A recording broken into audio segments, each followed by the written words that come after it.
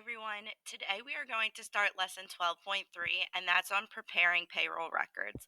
So, by the end of this lesson, you will be able to prepare a payroll register and prepare employee earnings records. So, a payroll register is going to be an accounting form that is going to summarize the earnings, deductions, and net pay of all the employees for one pay period. So, this is a look at what the payroll register is going to look like. What you are going to do when you're completing the payroll register is you're going to put the pay period date, then the payment date, and then you're going to list all the employees. So you can see the employee's name is here, but then it also has their marital status and the number of allowances that they've claimed on their W 4. That's going to help you in determining their Social Security tax, their federal income tax, so that you can then figure out Social Security tax, Medicare tax, and all of your other deductions. Then you're going to put their earnings. So this is essentially what we figured out from 12.1, their regular earnings, their overtime earnings, and their total earnings. Next, we're going to do their federal income tax. Remember, we are going to look at their total earnings here, find the intersection of marital status and number of allowances to get, as well as their earnings, and then that's going to help you to determine their federal income tax. Then you're going to multiply their total earnings in order to get the Medicare tax and the Social Security tax. Health insurance is going to be a flat deduction depending on what your employee has chosen or what you offer for health insurance. Then there's whatever retirement plans you have available. And then you're going to add up the total of the deductions. So, federal income tax, Social Security, Medicare, health insurance, and the retirement plan are all going to be added here.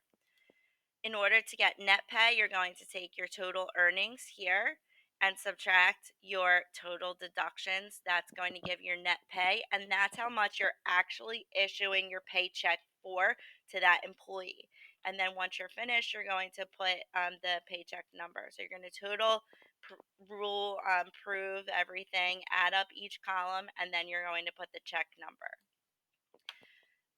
Total earnings is going to be, these are the important calculations that you have to do on the payroll register. So, total earnings, which is your regular earnings plus your overtime earnings, your total deductions, which is your adding all of your deductions, income tax, Social Security, Medicare, health insurance, and retirement plan.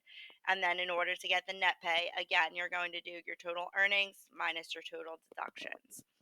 So, a business must send quarterly and annual reports to federal and state governments showing the employee taxable earnings and taxes withheld from the employee's earnings.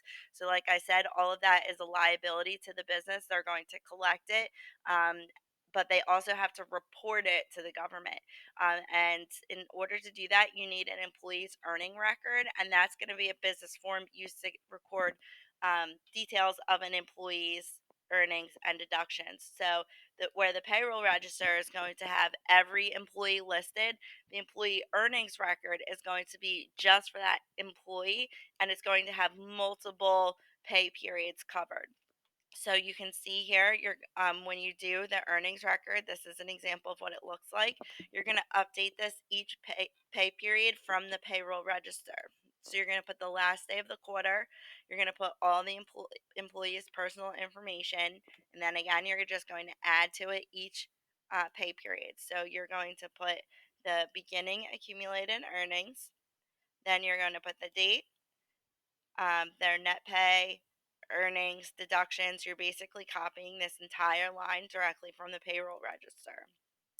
And then you need to do the updated accumulated earnings. And so you do that by adding um, your previous accumulated earnings with your pay. And then you're going to total and prove.